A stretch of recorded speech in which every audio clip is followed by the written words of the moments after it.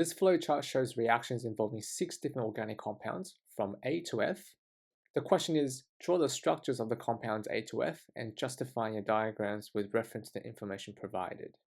The first thing to do when you're approaching a flowchart question for organic chemistry is to identify as many different functional groups of the compounds as well as reactions within the flowcharts. Usually it's a good idea to start with the first compound, which is compound A. Looking at the formula compound A, C5H12, which obeys the formula of an alkene, which is CnH2n. So I'm thinking about alkenes that contain 5 carbons.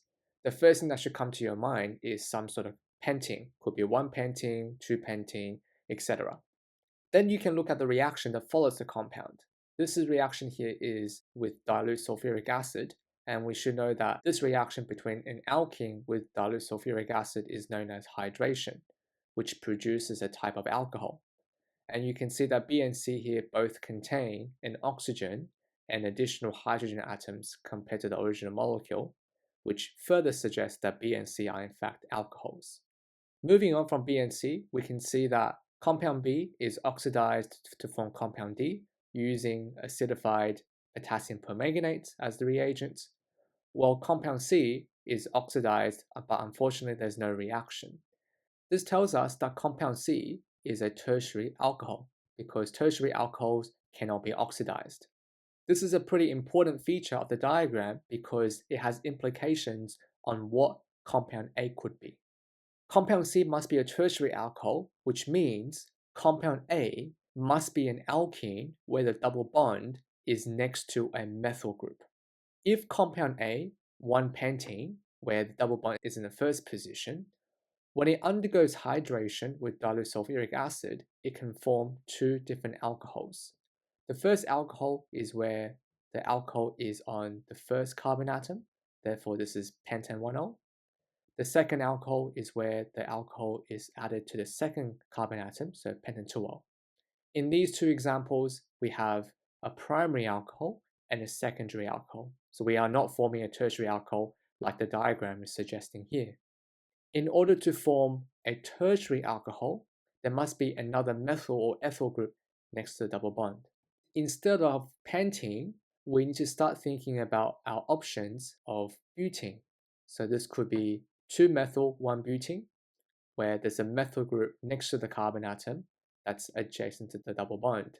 Because in this case, when we are performing hydration using dilute sulfuric acid, we can either get 2-methyl butane 1-ol, or we can get 2-methyl butane 2-ol, where this is the secondary alcohol and this is our primary alcohol. Another option for compound A, which will also produce a tertiary alcohol, would be 2-methyl 2-butene. Again, this is possible because the methyl group is again next to a carbon atom that's adjacent to the double bond. In this instance, when we perform hydration, we will either get 2-methyl 2-butanol, which is a tertiary alcohol. Alternatively, we can also get 3-methyl 2-butanol. So this is a secondary alcohol. At the moment, we have 2 possible compounds that are consistent with the information provided so far. So the next thing to do is to go further down the flowchart to gain more information on what the compounds could be. Compound B and C, which are alcohols, then react with concentrated sulfuric acid in the presence of heat. This reagent denotes what we need for dehydration, which is a reverse process of hydration, where the hydroxyl group and the alcohols are removed or eliminated to reform the alkene.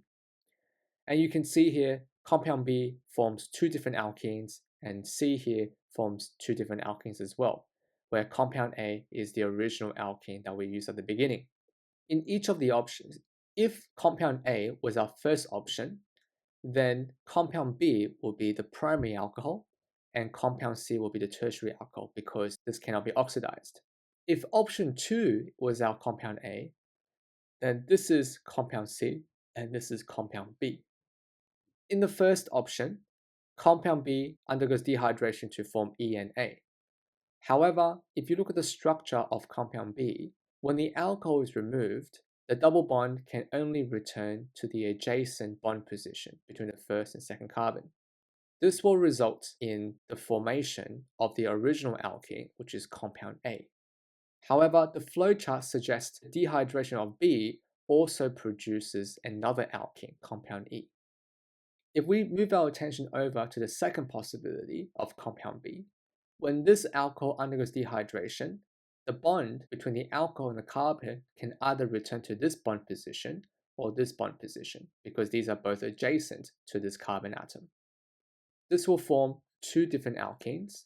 The first alkene is our original compound A, and the second alkene is where the double bond is in the first bond position.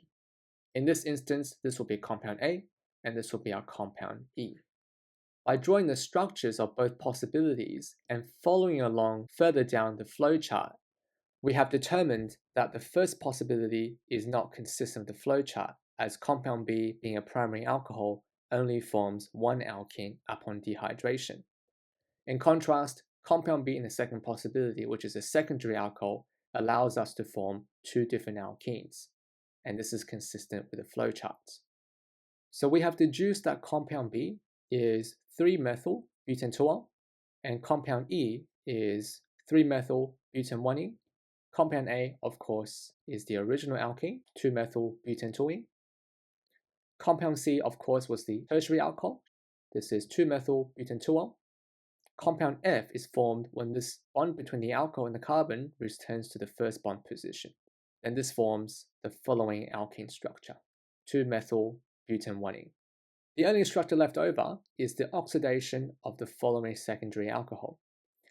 Oxidation of secondary alcohol forms a ketone in the same carbon atom.